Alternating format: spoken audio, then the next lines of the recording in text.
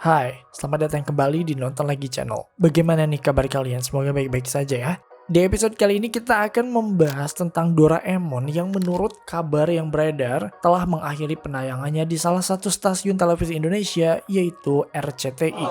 Bagaimana hal ini bisa memberikan rasa kehilangan bagi para penonton dan bagaimana sejarah penayangan Doraemon yang ternyata cukup dinamis loh. Tonton video ini hingga akhir dan bersiaplah.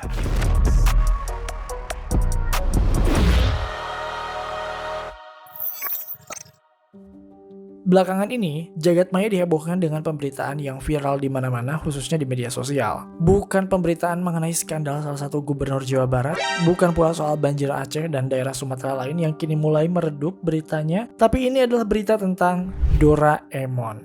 Media sosial dihebohkan dengan dugaan bahwa serial animasi favorit kita tidak akan ditayangkan lagi di salah satu stasiun televisi Indonesia yaitu RCTI. Rumor ini mencuat saat sebuah thread di X yang mulai membicarakan mengenai penayangan Doraemon yang berhenti di RCTI. Thread tersebut viral hingga menjadi pemberitaan di mana-mana. Pasalnya, warganet bukan hanya merasa kehilangan Doraemon, tapi juga merasa kehilangan memori masa kecil yang selalu identik dengan kehadiran Doraemon, khususnya di hari Minggu pagi. Dugaan diperkuat dengan jadwal tayang RCTI di laman resmi RCTI maupun di RCTI Plus. Rupanya memang warganet memantau tidak melihat adanya penayangan Doraemon sejak Januari di jadwal resmi tersebut. Hal ini jelas membuat penonton mulai mempertanyakan apakah benar Doraemon resmi mengakhiri penayangannya di RCTI setelah 35 tahun mengudara. Hingga saat ini tidak ada pernyataan resmi dari pihak RCTI akan hal ini. Namun penonton sudah merasa khawatir jika memang rumor ini benar-benar terjadi. Ini tentu menjadi sesuatu yang cukup menarik untuk kita bahas. Kenapa penonton lintas generasi bisa sangat merasa kehilangan ketika Doraemon resmi tidak tayang di televisi? Bagaimana sebenarnya dinamika penayangan Doraemon dari waktu ke waktu? Percaya nggak sih kalian kalau Doraemon sebenarnya pertama kali masuk ke Indonesia lewat TVRI alias Televisi Republik Indonesia? Iya, kalian gak salah dengar, TVRI. Yang ada di pikiran kita, TVRI itu kan kayak channel formal gitu ya, yang isinya tuh ya siaran-siaran formal, semacam upacara, rapat DPR MPR, dan sebagainya. Ada sih media hiburan tapi minim banget, apalagi di zaman dulu. TVRI resmi menjadi stasiun televisi Indonesia pertama setelah didirikan pada 24 Agustus 1962. Nah sebenarnya siaran percobaannya tuh di tanggal 17 Agustus 62 di mana pada saat itu TVRI menayangkan upacara kemerdekaan Republik Indonesia. Dan kemudian di tanggal 24-nya mereka menayangkan acara pembukaan Asian Games keempat di Jakarta. Nah, sebelum tahun 62, warga Indonesia tuh nggak punya televisi. Dan satu-satunya media hiburan pada saat itu ya radio, tepatnya radio RRI. Nah, selama kurang lebih 27 tahun, terhitung sejak tahun 62 sampai 89, TVRI adalah satu-satunya channel TV yang bisa kita tonton. Kebayang nggak sih, beli TV mahal-mahal tapi channelnya cuma ada satu. Dan itu nggak tayang 24 jam juga, cuma beberapa jam aja setiap hari. Itu pun TVRI yang isinya dominan acara-acara yang formal tadi ya. Nah sebenarnya TVRI juga menayangkan acara-acara hiburan di periode tersebut. Tapi ya tujuan utama dari TVRI sendiri kan adalah sebagai alat pendidikan, sebagai informasi negara, dan juga pembentukan identitas nasional. Yang ini memang dirasa penting ya mengingat situasi Indonesia dan kondisi politik pada saat itu. Hiburannya ada sih, pada saat itu ada Si Unyil yang tayang tahun 81, ada juga program budaya semacam Ketoprak dan Lenong, dan tentu saja ada Doraemon. Berdasarkan artikel dari Times Jakarta, Doraemon pertama kali masuk ke TVRI sejak tahun 1979. Itu berarti sebelum era TV swasta, anak-anak Indonesia sudah bisa melihat anime Jepang ini meskipun stasiun TV memang masih dimonopoli oleh negara. Nah, sebagai reminder aja, di kita itu tuh ada yang namanya TV nasional dan juga televisi swasta. Kalau TV nasional itu yang milik pemerintah, kayak TVRI. Nah, kalau TV swasta itu milik pengusaha, ya contohnya kayak RCTI, SCTV, dan yang lainnya. Paham ya? Balik lagi, ternyata di tahun 79 kita sudah bisa menonton Doraemon. Nah, sebagian sumber tidak menyebutkan tanggal pasti kapan tayangan itu dimulai di TVRI karena tanggal dan frekuensi siarnya memang belum banyak didokumentasikan secara resmi. Hal ini wajar ya karena arsip siaran TVRI pada periode tersebut kurang terdigitalisasi. Nah, hingga akhirnya muncullah stasiun televisi swasta pertama di Indonesia yaitu RCTI.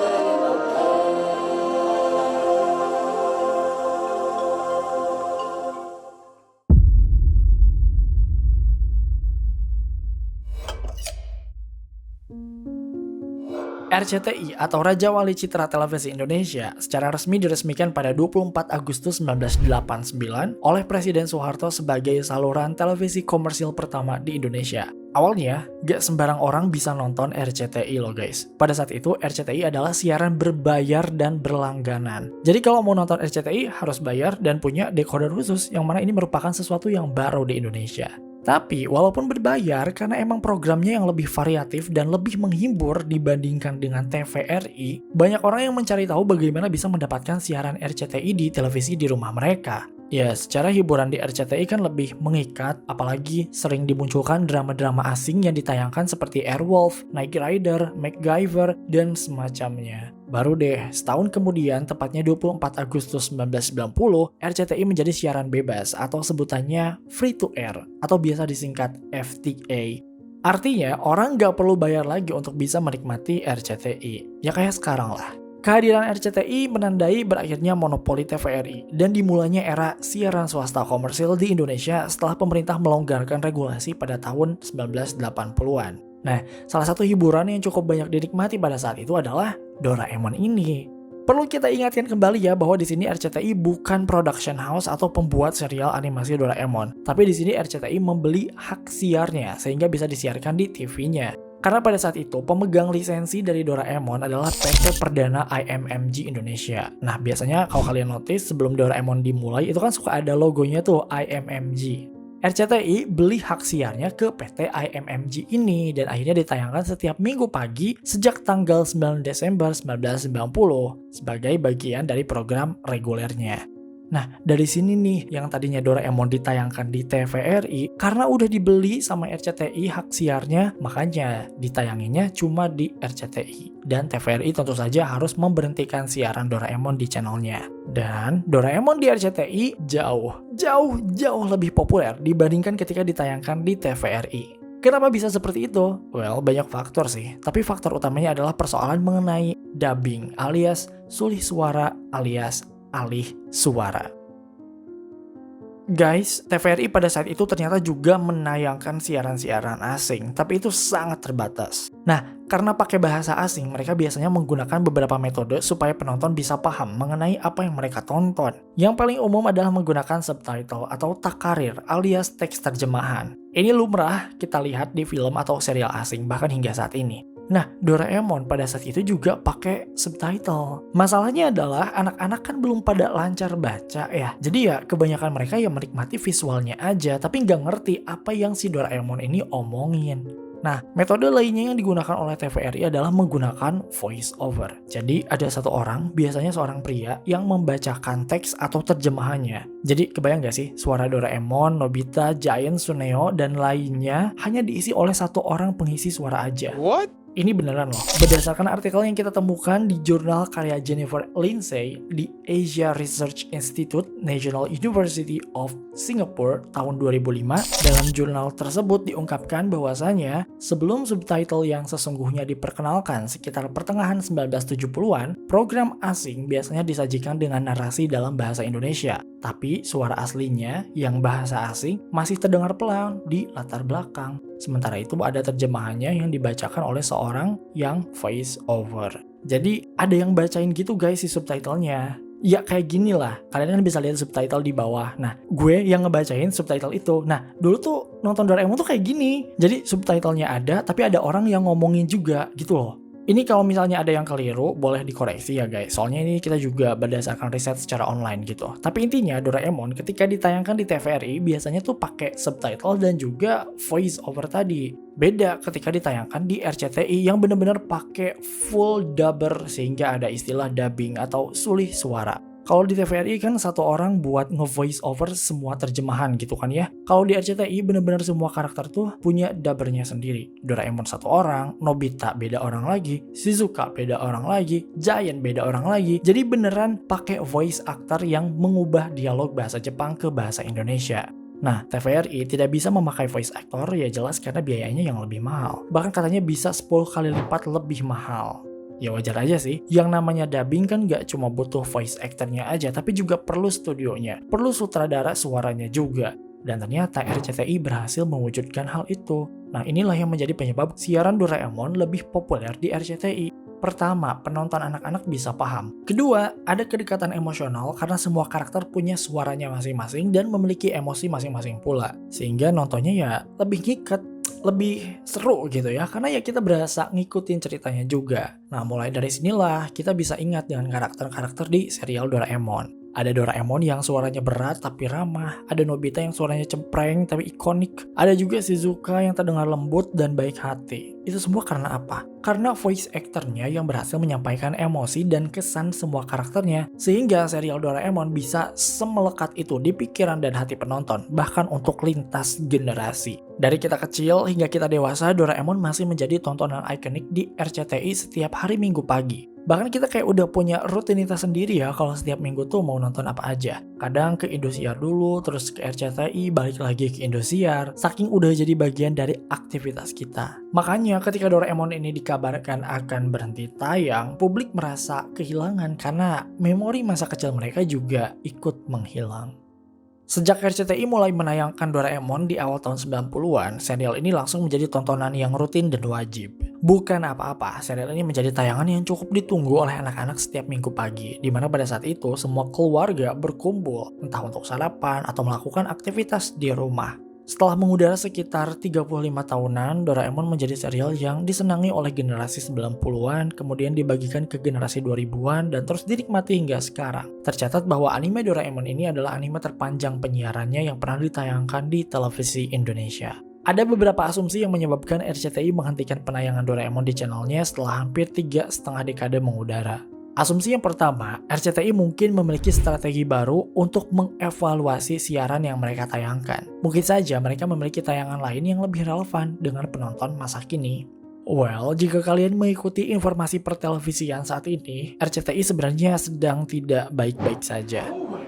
RCTI tidak lagi menjadi siaran nomor 1 di Indonesia, dan dia kalah dengan pesaingnya yaitu SCTV dan terutama IVM alias Indosiar Visual Mandiri. Setiap harinya di Instagram nih ya guys, khususnya ada akun-akun yang menginformasikan mengenai rating dan share televisi seperti akun Indo TV Trends atau Sobat TV ID. Biasanya mereka selalu nge-spill rating dan share harian. Dan stasiun nomor satunya itu bukan RCTI. Jadi stasiun yang lebih banyak ditonton oleh masyarakat bukan lagi RCTI, tapi selalu Indosiar, selalu SCTV. Dan RCTI itu selalu ada di peringkat 4 atau 5 gitu. Jadi bisa dibilang bahwa saat ini kondisi RCTI sedang tidak baik-baik saja.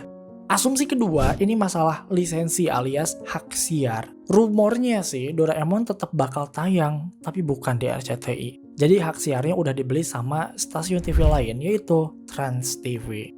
Ini masih rumor ya, tapi kita belum tahu nih apakah benar hal ini akan terjadi. Apakah benar Doraemon bakalan tayang di Trans TV? Persoalan mengenai kenapa tidak ditayangkan sekarang katanya ya saat ini masih proses dubbing episode-episode baru. Jadi fansnya diharapkan bisa bersabar katanya sih gitu. Tapi biasanya ketika siaran yang sudah melekat di satu stasiun televisi, ketika pindah ke TV lain, vibe-nya tuh kayak berasa beda nggak sih? Berasa aneh gitu. RCTI itu udah kayak rumah buat siaran Doraemon, dan ketika ditayangkan di Trans TV, pasti vibe-nya tuh beda deh. Entah kenapa. Dulu juga RCTI pernah menayangkan serial Upin Ipin, tapi karena rumahnya emang di MNC TV, jadinya pas nonton Upin Ipin di RCTI itu vibe-nya juga beda. Begitupun dengan penayangan SpongeBob SquarePants yang identik dengan stasiun GTV atau dulu mah namanya Global TV ya. Kita tunggu aja, apakah benar Doraemon masih akan tayang tapi kali ini tayangnya di Trans TV? Nanti kalau beneran tayang di Trans TV, kalian balik lagi ke video ini ya. Kasih tahu kita kalau Doraemon beneran tayang di Trans TV.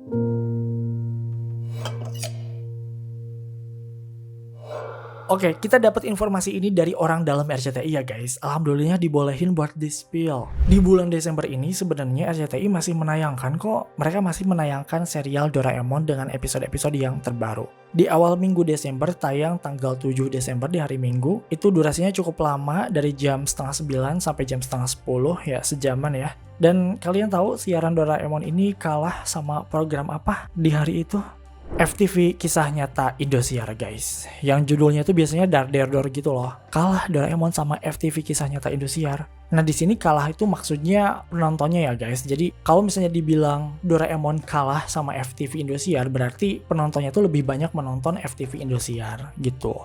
Nah, ada juga yang tayang di hari Minggu 21 Desember dan 27 Desember hari Sabtu yang tayangnya tuh lebih siang di jam setengah 11 sampai jam 12 siang. Nah, kali ini juga kalah juga sama programnya Indosiar, ada Berita, Patroli, dan Fokus, dan juga lagi-lagi dikalahkan oleh FTV Kisah Nyata Indosiar yang berjudul Misteri Uang Transferan dari Rekening Suami yang Sudah Meninggal. Ya Allah, judulnya panjang banget, dar banget ya, tapi orang-orang pada doyan ya. Gimana sih kalian minta Doraemon tetap ditayangin di RCTI tapi nontonnya malah FTV selingkuh drama rumah tangga Indosiar?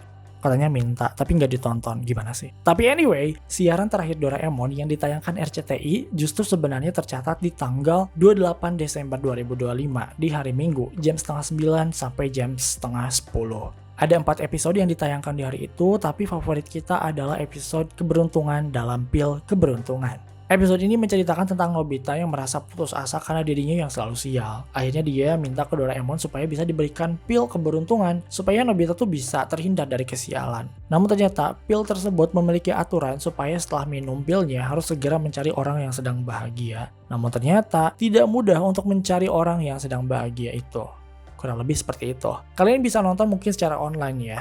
Nah, yang sangat disayangkan jika memang RCTI resmi menghentikan siaran Doraemon, kenapa mereka tidak menayangkan episode spesial gitu? Atau buat pengumuman kayak supaya kita bisa notice bahwa serial Doraemon ternyata berakhir di RCTI di penghujung tahun 2025 kemarin.